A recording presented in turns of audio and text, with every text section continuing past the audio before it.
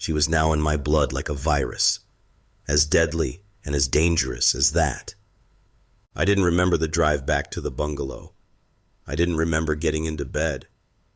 All I know of that night was I didn't sleep.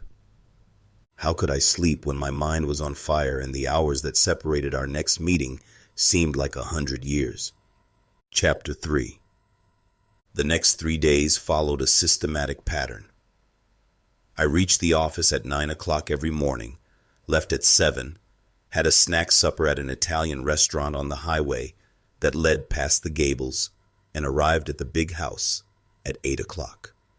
I remained with Aitken for an hour and a half, discussing the business of the day and going through any letters that usually he would have dealt with.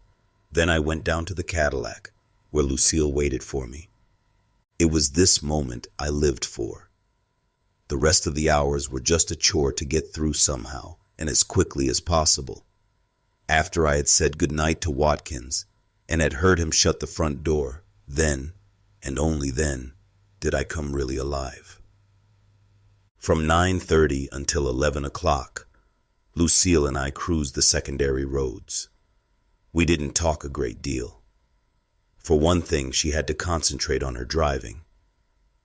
I found her concentration failed, and she was inclined to let the car wander about the road if I talked to her. Also, she so obviously enjoyed handling the Cadillac that I could see she didn't really welcome any interruption to the sensation in which she reveled. It was only when we pulled up outside the big wrought iron gates of the Gables that we spent 5 or so minutes talking. During those 3 evenings with her, my love for her grew to a degree that I had to exert a great deal of control not to show my feelings. She did nothing to encourage me. She treated me as a friend whom she liked, and I knew she did like me. I could tell that by the way she spoke and the way she looked at me, but that was as far as it went. It was my attitude towards her that bothered me. I knew if she gave me the slightest encouragement, I could not have resisted making love to her. I knew I was playing with fire. If ever Aitken found out what was going on, I was sure he would throw me out of the firm. She had said he was possessive, and by now I knew him well enough to realize he wouldn't for one moment tolerate me fooling around with his wife, no matter how platonic her feelings towards me were. I kept telling myself that I should stop this before it got out of hand.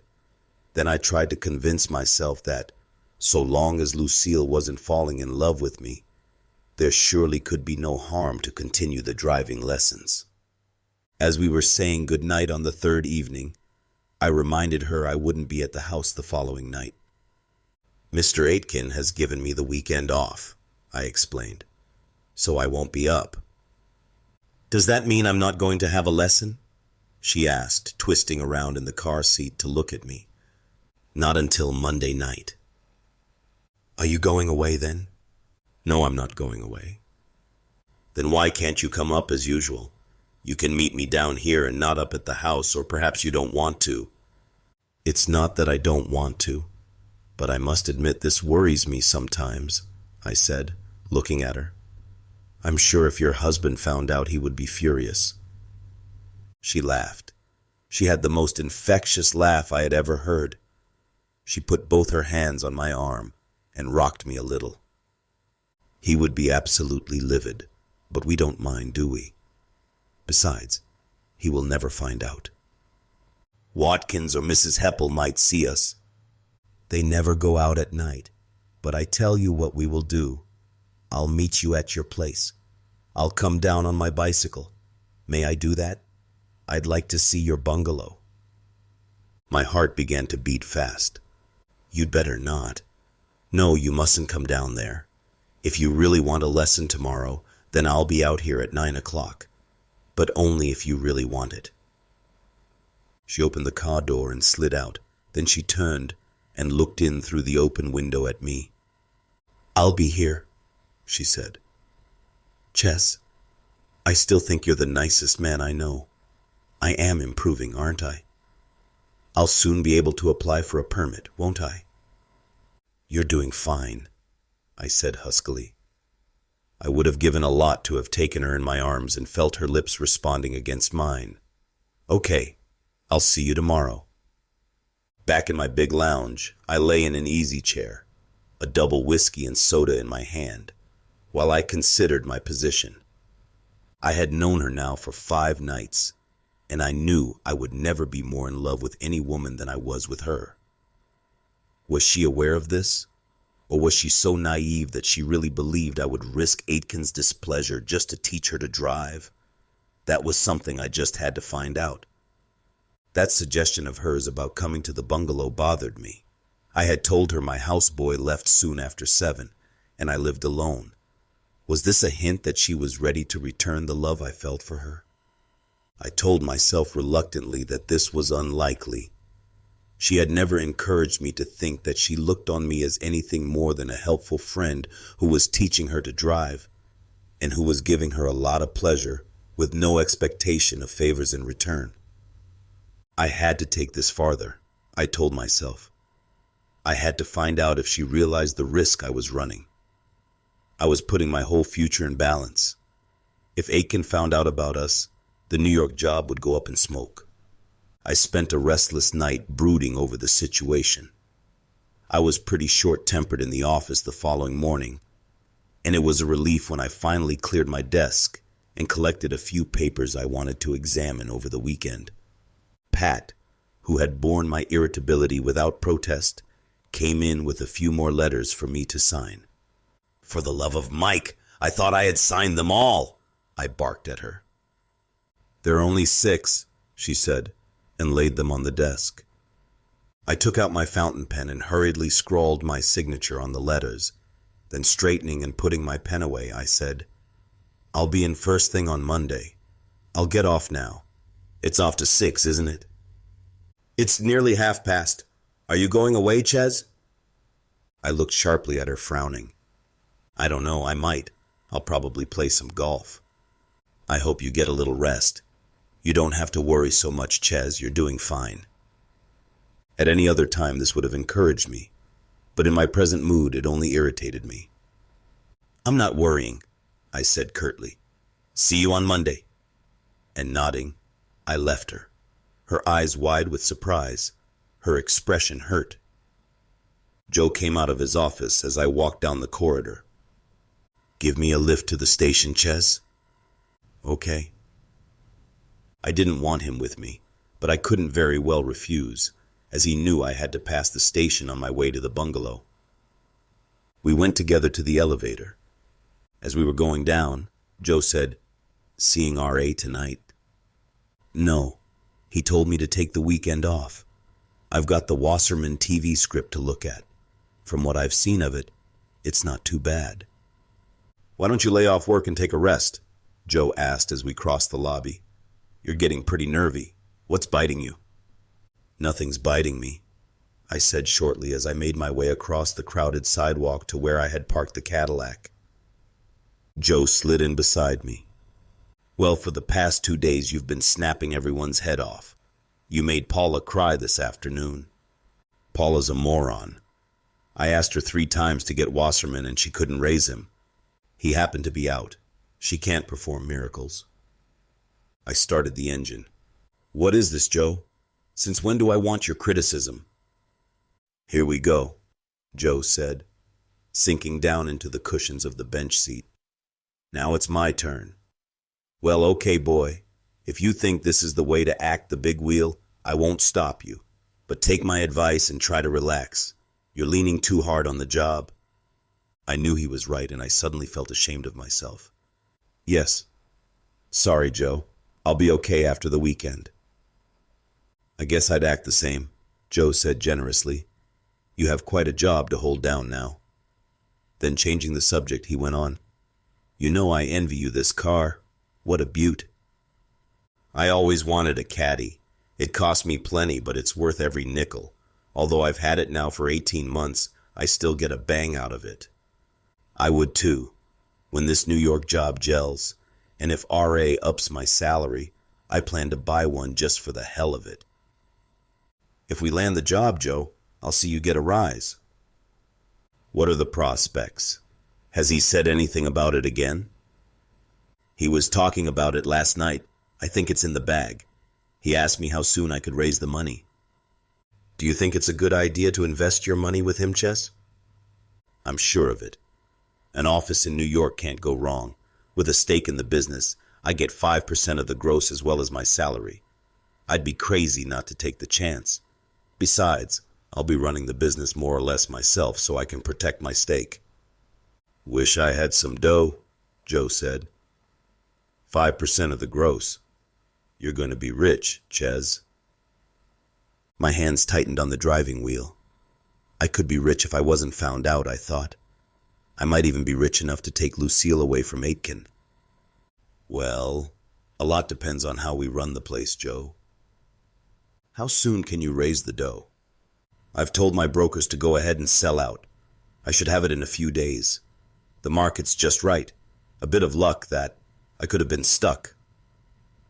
I slowed down as we came to the station. Thanks, Ches, Joe said as he got out of the car. Maybe I'll buy this off you one of these days, he went on, patting the Cadillac's wing. You'll be able to get an Eldorado when you get to New York.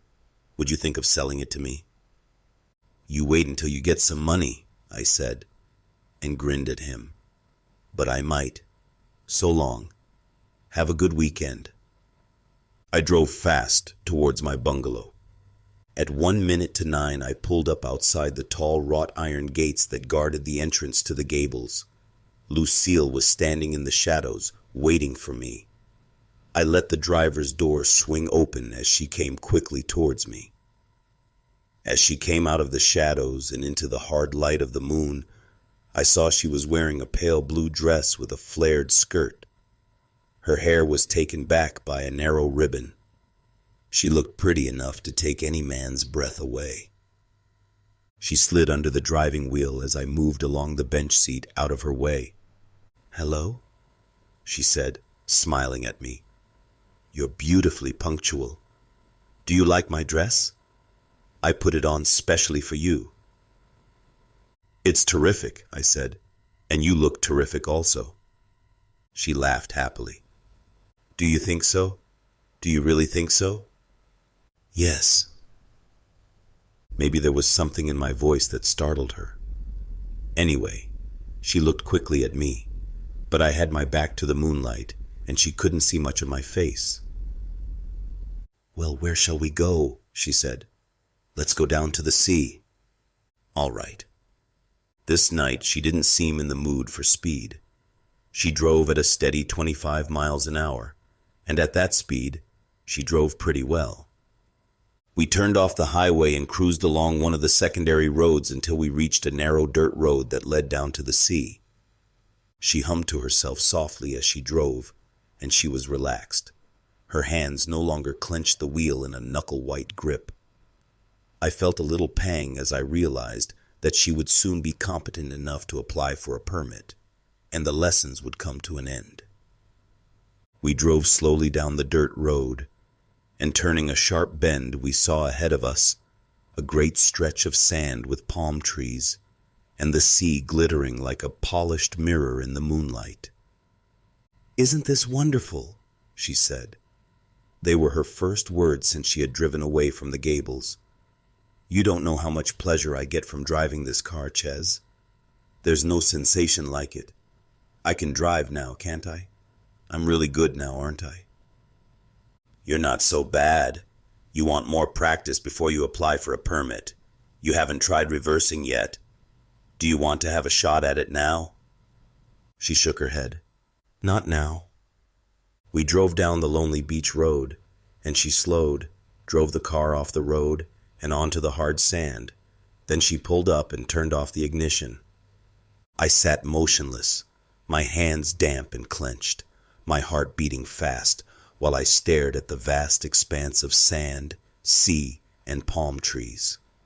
In the hard light of the moon, the beach was lit up for miles. There was no sign of anyone out there, no cars, nothing. We might have been the only two people left in the world. "I'm going for a swim," she said as she turned off the car's lights. "Will you come?" This was unexpected, and it took me by surprise. "You're supposed to be learning to drive. You haven't a lot of time. It's 20 to 10. I told Roger I was going to the movies. He doesn't expect me back until midnight." She opened the car door and slid out onto the sand. "There's no one here. No one at all. We have the beach to ourselves. If you don't want to swim, stay in the car and wait for me." She started to run across the sand towards a clump of palm trees. For a long moment I sat in the car and watched her. Surely this sudden move of hers must be the answer to the question that had nagged me most of the night. If she didn't mean to let me make love to her, surely she wouldn't have brought me to this lonely spot. Only briefly did I pay heed to the warning bell that rang sharply in my mind. "You're fooling with Aitken's wife," I told myself. "You go ahead with this now, and you could regret it for the rest of your life." But that didn't stop me. Breathing hard, with my heart thumping, I got out of the car. I could see her clearly. She had reached the clump of palm trees.